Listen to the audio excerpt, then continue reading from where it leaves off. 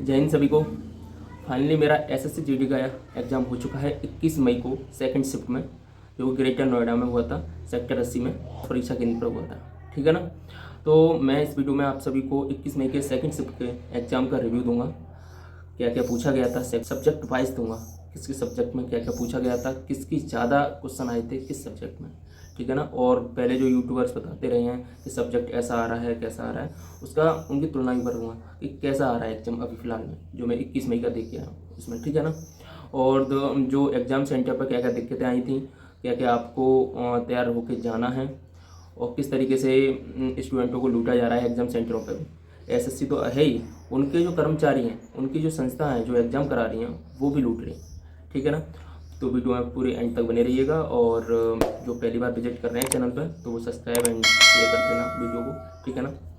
तो हम बिना किसी देरी के स्टार्ट करते हैं वीडियो को। देखिए पहले तो मैं एग्ज़ाम सेंटर के हाल बता दूँ। एग्ज़ाम सेंटर जिस आदर्श परीक्षा केंद्र में गया था, तो उसमें ऐसे हालात थे कि बच्चे तो 10,000 के करीब थे बच्चे। ठीक है ना। वहाँ खड़े हुए थे, जो एग्ज़ाम दे के निकले थे पहली शिफ्ट वाले वो भी थे वहाँ पे, और जो सेकंड शिफ्ट में देने वाले थे वो भी थे। तो भीड़ इतनी हो रखी थी वहाँ पे, गर्मी में वहाँ को रुकने की व्यवस्था नहीं थी, छाया में खड़े होने की व्यवस्था नहीं थी। जो स्टॉल लगाए हुए थे जगह जगह पर, उनके नीचे खड़े थे लोग। ठीक है ना। और धूप के लिए सुविधा क्या कर रखी थी, ठीक है ना, आप साइड में वीडियो देख लीजिएगा। जो छोटा सा तंबू तान दिया है, इसके नीचे 15 से 20 बच्चे खड़े हो सकें, और बाकी के धूप में खड़े हैं, कोई दिक्कत नहीं है। सुविधा तो ऐसा, मतलब पैसा तो पूरे चार्ज करते होंगे, बट बच्चों के लिए सुविधा नहीं होनी चाहिए। ये देख सकते हो आप। ठीक है ना। एग्जाम सेंटरों पे। और ये देख लीजिए अंकल जी, ये वीडियो साइड पे आपको दिख रही है। अंकल जी 50-50 रुपये ले रहे हैं बैग रखने के। फ़ोन भी है तो फ़ोन रखने के भी 50 रुपये। पहले भाई 10 रुपये, 20 रुपये, 30 रुपये में रखते, चलो 30 रुपये मान लेते हैं, और 50 रुपये भाई, मतलब फॉर्म भरने से रिजल्ट आने तक, मतलब एसएससी की संस्थाएं, उनके कर्मचारी एंड तक बच्चों को नोचते रहते हैं। भाई कहाँ से पैसे लेके आए। ऑटो वाले अलग से चार्ज ले लेते हैं, हैवी चार्ज करके कि स्टूडेंट है, एग्जाम तो देना ही देना है इसे। 20 की जगह 50 रुपये वो लेते हैं, और एंड में जाकर एग्जाम सेंटरों पे दें हम। पता नहीं बहुत बुरा हाल है। और मैं सीधे पॉइंट पे आता हूँ। सब्जेक्ट जैसे कि पहली सब्जेक्ट बोलते हैं तो हिंदी। हिंदी में क्या क्या पूछा गया था। हिंदी में बहुत ही ईजी, हिंदी तो इतनी ईजी थी, बहुत ही ज़्यादा। जो पहले बता रहे थे कि ये चेंजमेंट हो गया है, प्रशासनिक गद्यांश आ रहे हैं, उनका मीनिंग्स आ रहा है, बहुत ईजी आ रहा है उसमें, कि या मेरी शिफ्ट में ही ईजी आए हो, ये भी कह सकते हो। ठीक है ना। गद्यांश पूछा गया था एक, कि सिर्फ 1.5 लाइन का गद्यांश था, उसी में से 5 क्वेश्चन बना दिए थे उसने। सिर्फ गद्यांश किस लेवल का था, कि दस्तावेज प्रक्रिया जो प्रणाली होती है चेकिंग, उसकी वेरिफिकेशन के लिए, उससे रिलेटेड था कि दस्तावेज प्रणाली चेकिंग में क्या बदलाव आता है, उससे क्या रोका जा सकता है, उस तरीके से थोड़ा रिलेट करके बस सिर्फ 1.5 लाइन का गद्यांश था। उसमें से 5 क्वेश्चन बन के तैयार हुए थे, बिल्कुल सिंपल था, कोई दिक्कत नहीं। और एक आया था प्रशासनिक लेवल से, कि पुलिस किसी जगह पर अचानक से जा कर के रेड डाल दें, तो वो उसको क्या कहते हैं, छापामारी कहते हैं ना, छापा, वो क्वेश्चन आया था। और अधिकारी जैसे आदेश दे, अधिकारी किस चीज़ को करने के लिए बोले, तो आदेश होता है या निर्देश होता है, वो ऑप्शन में आया था। ठीक है ना।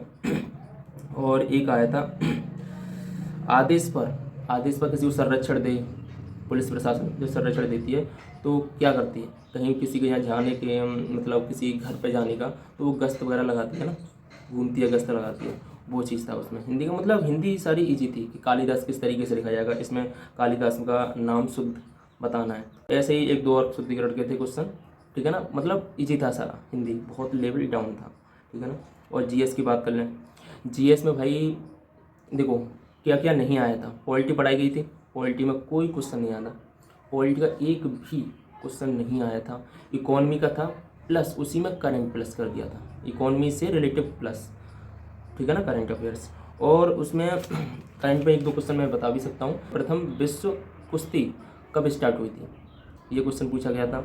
और गुप्त काल के बाद कौन सा किसका शासन आया था, तो वो क्वेश्चन पूछा गया था। और करंट से क्वेश्चन पूछे गए थे। और मतलब करंट का लेवल ज़्यादा हाई था, उसमें करंट ज़्यादा था, उस कम से कम उसमें 8 से 9-10 क्वेश्चन होते करंट के। ठीक है। हिस्ट्री का सिर्फ एक ही क्वेश्चन आया था, गुप्त काल के बाद कौन सा काल मतलब स्टार्ट हुआ था, किसका शासन। ठीक है ना। इस तरीके से मैं बात कर लूँ रीजनिंग में। तो रीजनिंग में क्या पूछा गया था, रीजनिंग में भी कैलेंडर और क्लॉक से क्वेश्चन पूछा गया था मेरे में, ठीक है ना। कैलेंडर से आपके 2 क्वेश्चन पूछे गए थे, कैलेंडर से 2 क्वेश्चन पूछे गए थे, जिसमें एक क्वेश्चन तो ये था कि किस सन, उसमें सन दी गई थी 2012 2014, किस सन में 2 सन दी गई थी 2012 2014 2017 2023, किस सन में समान डेज हैं, मतलब कौन सी सन में समान दिन आ रहे हैं, जैसे कि सोमवार सोमवार दोनों में आ रहे हों, तो वो चेक करके उसमें बताना था हमें। तो जिसमें आंसर सही था 2017 और 2023, जिसमें समान डेज 6 बच रहा था, ठीक था, ठीक है ना। और एक सीरीज आई थी इसमें 47 प्लस कुछ हो रहा था, सीरीज आई थी 3 4 सीरीज आई थी उसमें, और बिल्कुल सिंपल थी, कुछ ज़्यादा उसमें तिकड़मबाजी नहीं था, ठीक है ना। एक सीरीज में था थोड़ा सा, तो बस वो पीछे वाली संख्याओं का योग करके, वो बाद में सभी लोगों ने ही, सबको दिक्कत आई थी, वो एंड में जाके किया था उन्होंने, ठीक है ना। और एक सीरीज थी 120 प्लस कुछ हो रहा था उसमें, ठीक है ना। और ADG 100 और BIG 120 कुछ करके, तो उसमें संख्याएं जो पीछे लिखी हुई थी ना, 100 120 144 169 और 196, मतलब उसमें 10 का स्क्वायर 11 का स्क्वायर 12 का स्क्वायर और 13 का स्क्वायर, इस तरीके से सीरीज बढ़ रही थी। बट सेकंड वाले में क्या था, 121 की जगह 120 लिखा हुआ था, तो वो अलग गलत डिफरेंट हो गया, ठीक है ना। रीजनिंग मतलब सिंपल ही मानेंगे, उसमें सिंपल टू मॉडरेट, हल्की सी, कोई ज़्यादा मतलब टफ नहीं थी, ठीक है ना। अब हम आगे बात कर लेते हैं मैथ में। मैथ में भाई जो जो लोग कह रहे थे कि मेंसुरेशन से टफ आ सकता है, क्या पूछ ले, मेंसुरेशन संग को पूछ ले, घना पूछ ले, बट हमारी शिफ्ट में क्या हुआ, हमारी शिफ्ट में सिर्फ और सिर्फ आयत से पूछ लिए गए थे। आयत में भी क्वेश्चन कैसे पूछे गए थे, जैसे कि उसमें परिमाप दे रखा था कि भाई परिमाप है 36, आयत का परिमाप है 36, और उसमें एल दे रखा था कि एल है आपका, एल आपकी है 10, और बी पूछा था, निकाल सकते हो, बिल्कुल सिंपल है, ठीक है ना। और दूसरा क्वेश्चन उसी आयत से ही पूछा गया था कि एल है आपकी 8 और बी है आपकी 9, तो उसका परिमाप बता दीजिए, ये क्वेश्चन पूछा गया था। एक परसेंटेज से था, परसेंटेज से कि किसी वस्तु को 10% हानि पर बेचा जाता है पहले, फिर उस पर बोला गया था क्रय मूल्य और विक्रय मूल्य पर 20% कम कर दिया जाए, क्रय मूल्य और विक्रय मूल्य पर 20% कम कर दिया जाए, तो अंतिम हानि प्रतिशत क्या होगी, ये क्वेश्चन पूछा गया था, सिंपल था। और सरलीकरण के 3 4 क्वेश्चन आए थे, प्लस माइनस विभाजित वाले, तो उनको बोर्ड मास के थ्रू करने थे, वो आए थे 2 3 सीरीज। ठीक है, सरलीकरण करिए। एक आयु से क्वेश्चन आया था, जैसे कि ए और बी का अनुपात आयु का 2:9 है, उनका योग इतना है 33, उसका भाग लगा के उसको जो प्रेजेंट जो सन आएगी उसमें, मतलब कि 5 साल पहले की आयु पूछी थी उसमें, तो वो चीज़ आया था उसमें। एक CSI का क्वेश्चन आया था, CSI का क्वेश्चन तो नहीं आया था, CSI का कोई क्वेश्चन नहीं आया था, CSI का कोई सवाल नहीं आया था उसमें। और एक सीरीज मैथ में देखें तो एक सीरीज आई थी AQ, मतलब AQ नहीं, 1 का क्यू प्लस 2 का क्यू प्लस 3 का क्यू प्लस प्लस प्लस का 40 का क्यू, उसका योग बताना था। तो ये तो मेरे माइंड से उतर ही गया भाई कि किस तरीके से करना है।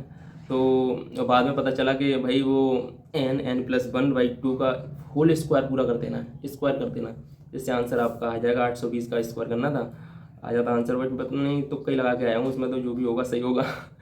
ठीक है ना। और एक क्वेश्चन आया था कि एक वस्तु को कि मतलब कोई मान दे रखा था उसमें कि इतने रुपए में बेचा गया, उसे 12% की छूट पर, ठीक है ना, और उसका लाभ प्रतिशत बताइए, ये पूछा गया था। ये मैथ का मतलब मैथ भी लो लेवल का था, बट इस पर पूरे हमारी वाली शिफ्ट जो है ना, पूरा खेल था आपका GS पे, पूरी मतलब SSGT का मैं एग्जाम ही बता दूं, सिर्फ और सिर्फ सिलेक्शन है GS पर। GS जिसका अच्छा हो जाएगा उसका सिलेक्शन पक्का हो रखा है, ठीक है ना। इसके 12 13 क्वेश्चन ठीक हो जाए ना GS में, उसका सिलेक्शन कोई नहीं रुक सकता, ये खेला उसमें। हिंदी सिंपल थी मेरे में, और रीजनिंग भी सिंपल थी, मैथ भी सिंपल था, बस GS का लेवल टफ था।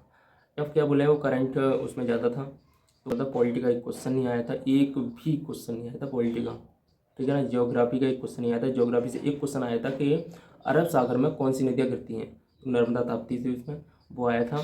और करंट का आया था कि निर्यात में मतलब कि कुछ भूटान का कुछ आंसर था उसमें, भूटान के रिलेटेड था, वो आंसर आया था उसमें। और पाकिस्तान को अलग किया गया था, वो वाली चीज़ आई थी किस सन में, 47 के लगभग, वो आया था क्वेश्चन 45।